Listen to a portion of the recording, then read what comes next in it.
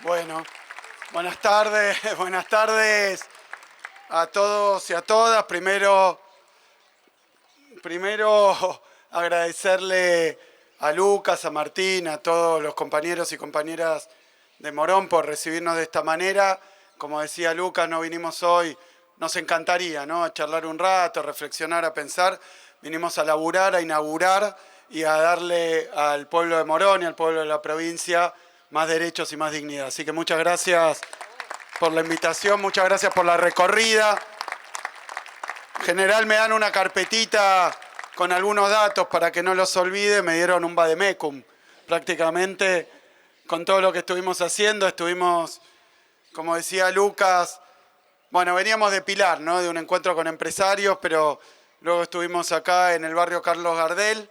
Es un barrio que me lo recordaban los vecinos, yo lo tenía en algún lugar, no sé si me metía al resonador, capaz se veía, porque veíamos un cerebro, sí, donde tenía el recuerdo de cuando estuvimos en el barrio Carlos Gardel, ahí por el 2019, donde los vecinos nos hablaban del abandono y la estafa. Y lo tengo que decir porque acá había un intendente que tenía algún vínculo con la que entonces era la gobernadora, una gobernadora que no trabajaba, no tenía su oficina en la provincia de Buenos Aires. Eso a veces parece una cuestión simplemente simbólica, pero creo que terminó siendo bien contundente, ¿no? Un desinterés y bueno, largaron Opisu. Opisu era como algo que estaba diseñado para intervención en barrios populares, pero con financiamiento internacional. Entonces consiguieron un crédito y querían, evidentemente, tal vez con buena fe, también vamos a darles ese margen, pero con pésimo resultado, ¿no? Consiguieron el financiamiento y después por esta ausencia, por esta incapacidad, no pudieron ejecutar nada. 5% creo que se ejecutó ese crédito y hasta había alguna discusión, yo lo tengo que decir, me viene como una reflexión que tiene que ver con el inicio de nuestro gobierno. Habían conseguido mucho financiamiento internacional, fue una época que endeudaron al país. Hasta acá, se acordarán, ahí llegó el Fondo Monetario Internacional, pero consiguieron plata de afuera que en algún sentido querían, o por lo menos una parte, destinar a infraestructura, a obras, pero creo que en total de todo el financiamiento internacional no llegaron, de los créditos que obtuvieron, a ejecutar, no sé si era el 3, el 5, el 7, pero bueno, básicamente no hicieron nada. No hicieron nada, claro. No, hoy están dando consejos. Están dando consejos. Se ve que ha habido una vuelta de la historia, que los que no pudieron hacer nada en la provincia de Buenos Aires, hoy andan recorriendo diciendo, che, ¿por qué no hacen? Está bien, hay que darle una oportunidad. Si hacer, no saben, capaz opinar alguna idea. Así que, no, simplemente, sí, pero hoy es un día peronista, hoy acá está lleno de peronistas, y los peronistas, antes que decir, ¿qué hacemos?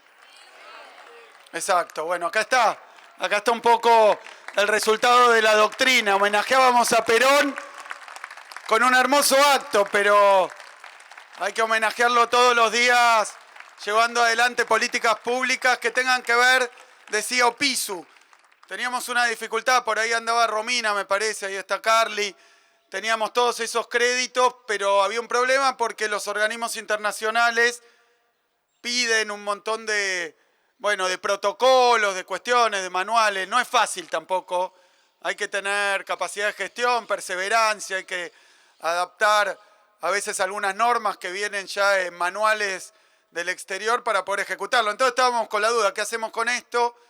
Y bueno, creo que fue la decisión adecuada, porque hoy estuvimos visitando un polideportivo, pero cuando iba llegando por el barrio me decían esto lo hicimos, y esto lo vamos a hacer. Así que lo que hicimos, lo que vamos a hacer es demostrar que en los barrios populares, que en los sectores vulnerables hay que poner mucho más inversión, mucho más énfasis, porque antes a veces en esos lugares dicen ahí no entra ni la policía, ¿no? Y yo quiero decir que nosotros estamos trabajando en seguridad, pero primero hay que hacer las veredas, hay que poner las luminarias, hay que mejorar los asfaltos, hay que mejorar las viviendas y hay que tener una presencia del Estado junto con el municipio para que tal vez esos sectores que en tanta postergación y en momentos como este, ¿no? Donde se complica todo, se hace difícil, y bueno, tenderles una mano. Así que estuvimos visitando obras ahí en Carlos Gardel, después fuimos al mercado. Quiero hacer un comentario sobre el mercado. Nosotros en la provincia de Buenos Aires, porque ahora se está hablando de que todo lo soluciona el mercado, ¿no? Y esto se llama mercado también. Pero que todo lo va a solucionar el mercado, el sector privado. Y hay un tema que es una ley del mercado y el sector privado, que es una ley, un comportamiento que tiene que ver con la concentración, ¿no? Cuando funciona solo el mercado, está esa mano invisible que muchos dicen, bueno, la competencia, la eficiencia, ¿no? Hay dos productores iguales, cada uno busca vender más barato y de mejor calidad. Eso es lo que anda pregonando el actual presidente, ¿no? Que vamos a alcanzar un bienestar general a través de estos procedimientos. Pero la verdad que cuando funciona el mecanismo lo que observamos, y no solo en la Argentina, sino en todos los lugares del mundo, es que a veces como resultado de esa operación se da este proceso donde en lugar de haber muchos que compiten, empieza cada vez a haber menos. Se llama concentración económica, pero termina en monopolio, oligopolio, termina en formas que son todo lo contrario a la competencia. Y cuando hay un solo productor o muy pocos productores, y esto pasa a nivel de la producción, pero pasa también a nivel de los canales de venta, a los canales de distribución.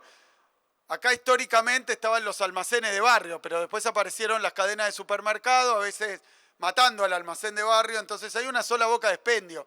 Y el que empieza a tener esa capacidad puede después resolver, en lugar de poner el mejor precio y la mejor calidad, puede tener una decisión de conseguir la mayor ganancia, que no es compatible siempre con la mejor calidad y el mejor precio, la mayor ganancia. Sobre todo si hay pocos jugadores. Cuando hay pocos jugadores, entonces está ese poder, se llama poder de mercado.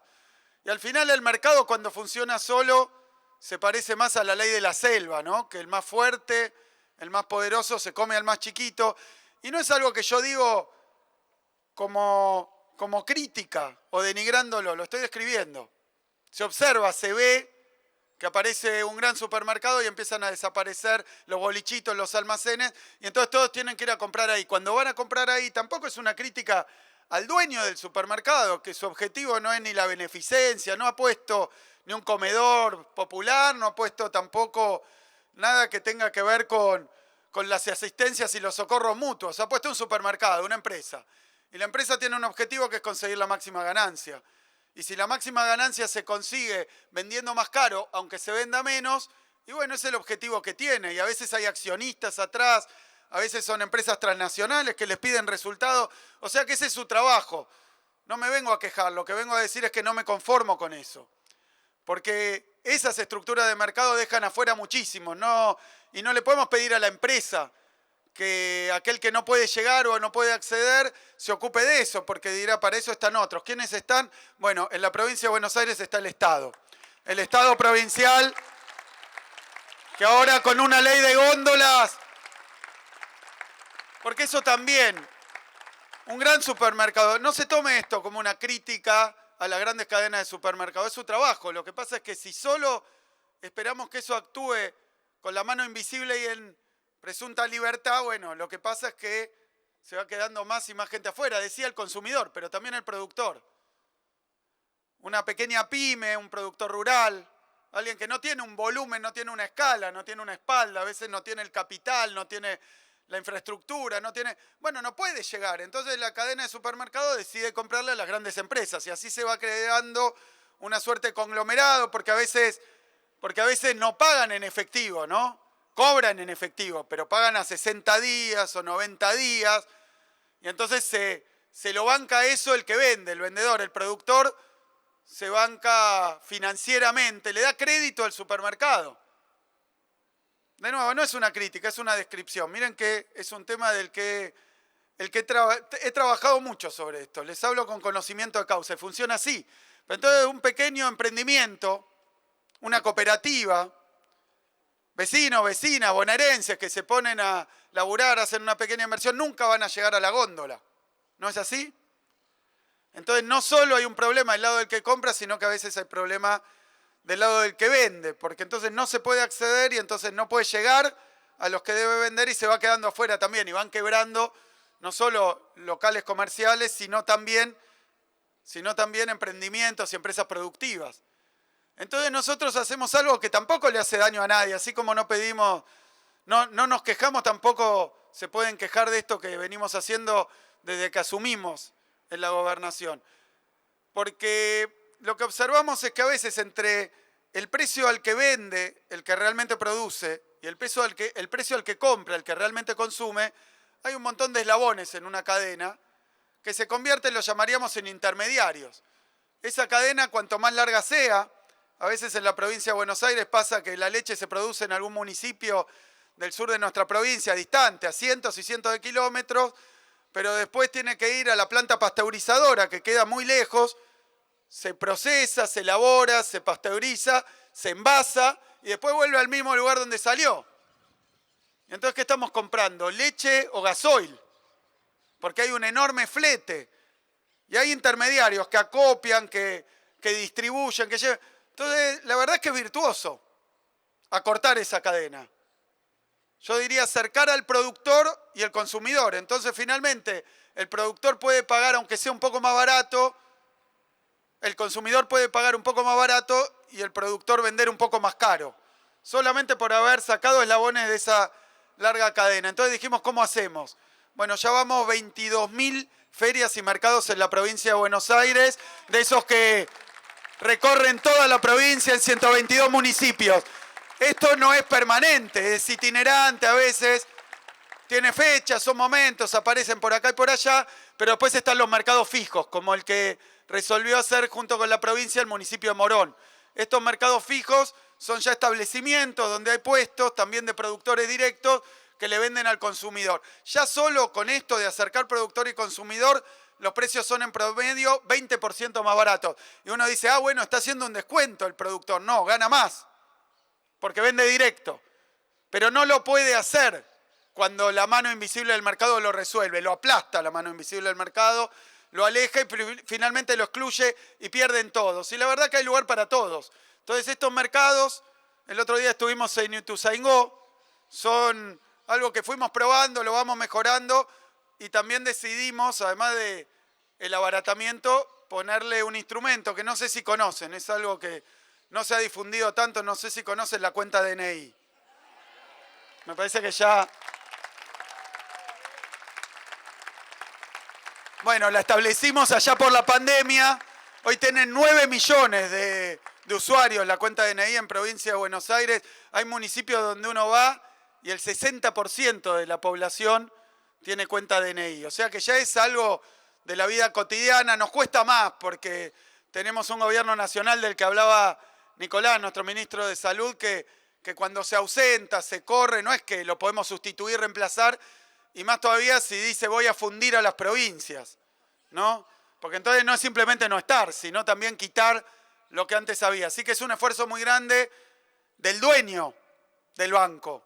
El dueño gana menos, tiene menos rentabilidad del banco, pero ¿saben quién es el dueño del banco de la provincia? El pueblo de la provincia de Buenos Aires. Así que también un 40% de descuento con cuenta DNI en el mercado. Lucas, felicitaciones, tenemos ya 6 mercados en la provincia de Buenos Aires.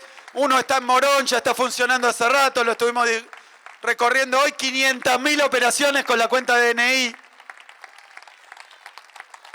Son beneficios más necesarios, más urgentes, cuando hay una política pública del gobierno nacional que ataca el salario, que ataca los ingresos, que ataca las jubilaciones.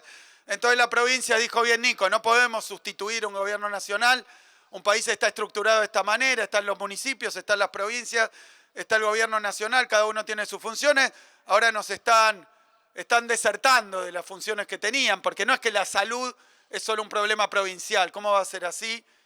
La educación no es solo un problema provincial, la infraestructura no es solo un problema provincial. Nosotros no podemos reemplazar, no podemos sustituir, no podemos reponer el abandono y la deserción del gobierno nacional. Lo que sí podemos hacer es trabajar más, redoblar los esfuerzos, redoblar el compromiso y en donde podemos complementar, contribuir, ayudar, proteger y defender a un pueblo que está sufriendo todas estas políticas. Así que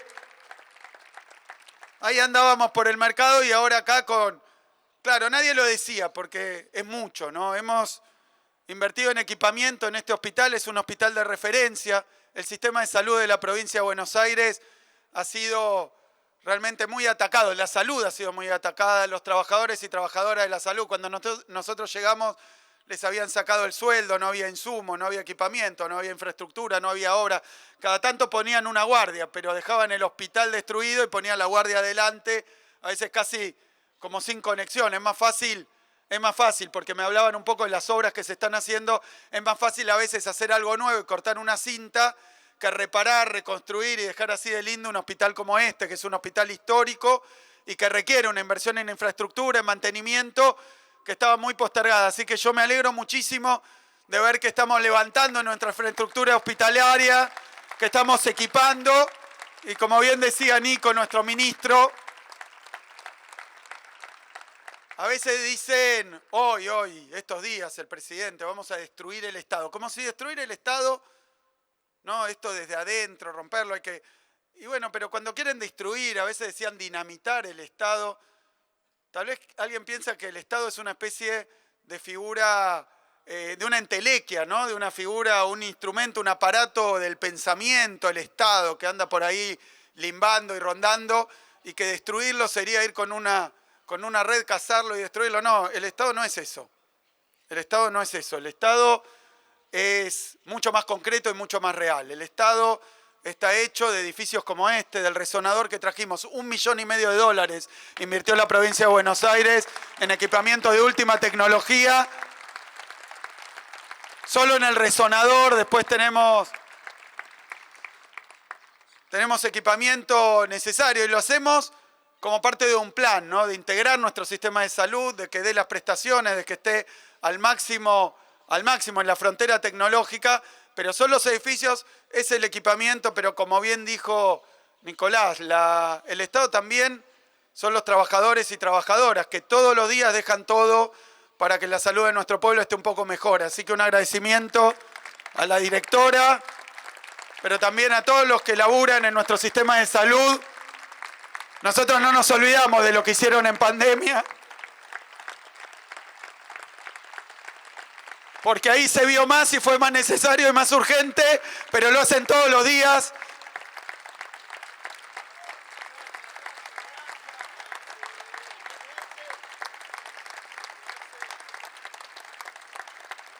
Y desde acá me decían que desde las ventanas de arriba en este hospital se llega a ver a 10 cuadras el Hospital Posadas.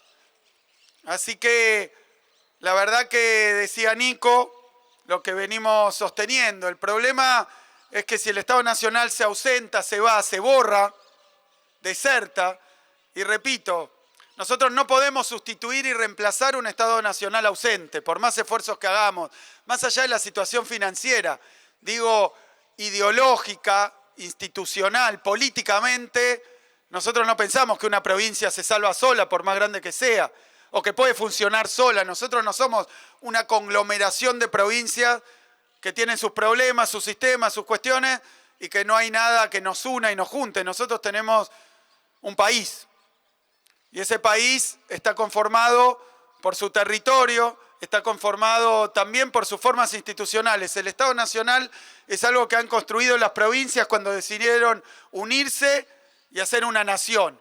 Entonces no es optativo si el Estado Nacional se ocupa o no se ocupa de los problemas de los que viven en la provincia, pues finalmente dice todo lo que pasa en las provincias no me importa. Ahora, ¿dónde viven los argentinos y argentinas?